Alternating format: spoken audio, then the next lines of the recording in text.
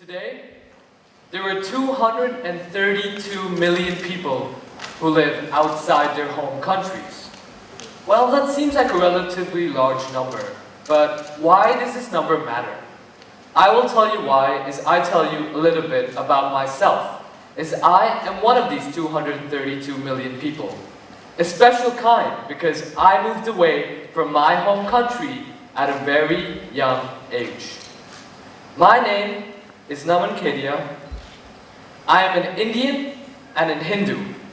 But let me tell you why those two things haven't worked out for me in the traditional manner. When I was less than a year old, my parents decided to move from my home country of India to Thailand, the land of smiles. So at home, as I said, I was a Hindu. My parents pushed me to believe in Hindu beliefs. They told me all about different types of Hindu gods, and they even put me to bed with Hindu myths. And I tended to enjoy all of this deeply. And all was good and well until I walked into school. And I saw a huge statue of Jesus Christ right in the middle of it. So I asked the teacher, who is that? And the teacher told me that he is Jesus Christ. But I was like, who is Jesus Christ? And the teacher told me that he is the Son of God. But I was like, whoa! If he's the Son of God, then who are all the different gods my parents are telling me about back at home? As time went on, I learned more about this religion called Christianity at school. And just when I was settling down, we had a field trip. And we went to a temple. And that is when I met Buddha. So, I saw a statue and I asked my friend, who is that? And my friend told me that he is Buddha and that they are Buddhists. Understandably, I couldn't be any more confused. There was Hinduism with all these different gods, then there was Christianity with Jesus Christ, and now there was Buddhism with Buddha. Which one was the best? Which one was I supposed to believe in? Guess what, friends? My confusion was not over here. When I was 10 years old, my parents decided to move from Thailand to Egypt, a place I hadn't even heard much about. And here, a new god was added to my mix, Allah. My friends here claim to be Muslims, and I spent 4 years in Egypt learning more about this faith of Islam until my parents decided to move back here to Thailand today. So a question I find so hard to answer is, what religion do you believe in? But another question I find just as hard to answer is, where are you from? Well, by definition, I am obviously an Indian.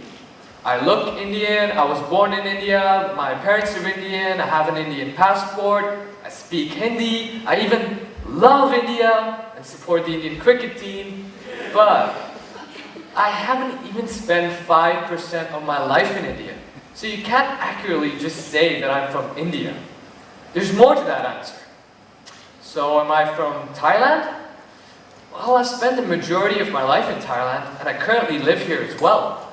I love the place, but I don't really feel Thai, or speak Thai, or look Thai. So no, you can't say I'm from Thailand either. Egyptian?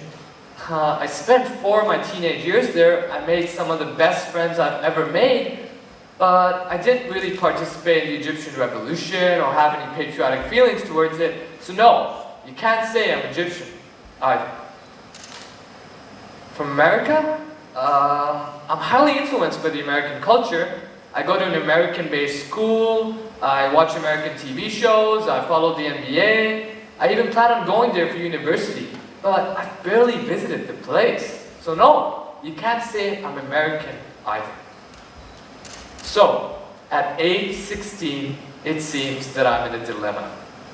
I don't know which country I belong to, and I don't know which religion to follow. But it turns out that there's a term that describes people exactly like me. We are simply called third culture kids, or TCKs. A third culture kid is anyone who has spent the majority of their childhoods in a country where their parents are not from. And that is exactly what I am. So thanks to the gods, I feel so relieved. I always felt unique and unlucky because all my friends, they always seem to know where they belong. But me, I always felt lost. So I feel great that there are more people out there like me. And you must be thinking that, boy, it completely stinks to be a third culture kid. I mean, you're constantly moving, you feel lost, you don't feel like you belong. And I felt that way as well, before I did a bit of research on third culture kids. And what I found out is that there are far more advantages than disadvantages of being a third culture kid. This has completely changed the way I look at myself. In fact, third culture kids develop skills that are vital for the future. We develop skills that can change the world. First off, third culture kids develop an open mind. With an open mind, people from all around the world can come together and build on each other's ideas. But how do third culture kids develop this open mind? Now let's go back to see what I was saying about religion. As a kid, I was surrounded by people from all types of different religions. And hence, I stopped looking at religion as a dividing factor, or something that made me different from someone else. And I started viewing it as beautiful, and I was fascinated by every single one of them. So today, I celebrate Diwali at home, Loikrathon with my Buddhist friends, Christmas at school, and I even saw my friends back in Egypt break their Ramadan fasts. But let's say I wasn't a third culture kid, and I never moved out of India. I would simply be surrounded by Indians and Hindus. I would be confined to that one viewpoint. But living outside and studying in international schools, I've been surrounded by people from different backgrounds and different cultures and different religions. And what I've learned is that every person, every idea, and every religion is different. And so today, I'm unique to all of them. And in fact, 90% of third culture kids claim that they understand other people and other societies better than the average American. Another skill that I adapted being a third culture kid was adaptability. Surprisingly, moving from Thailand to Egypt was easier for me than ever. Sure, there were a lot of tears involved, but it didn't take me very long to settle down in Egypt and call it my new home. And this was because I was already used to being exposed to people from all around the world. And this helped me adapt to Egypt. And with technology and the world changing faster than ever today, it is vital that the citizens of this future have this skill. And in fact, 80% of third culture kids claim that they can get along with anybody. And I am certainly one of them. And with globalization increasing today, new mixes are ever more possible. I mean, a kid might have a Chinese mother, a German father, and they might be living in the middle of New York City. Who knows what these new mixes might offer to the world? These new mixes have unique minds that the world hasn't ever seen before. These unique minds might offer solutions to problems we can't even think about. So, third culture kids develop skills that are vital for the future. But what is holding us back today? What creates problems? What creates wars? What fuels hatred that is passed down from generation to generation? The answer is differences. Differences in nationalities and differences in religions.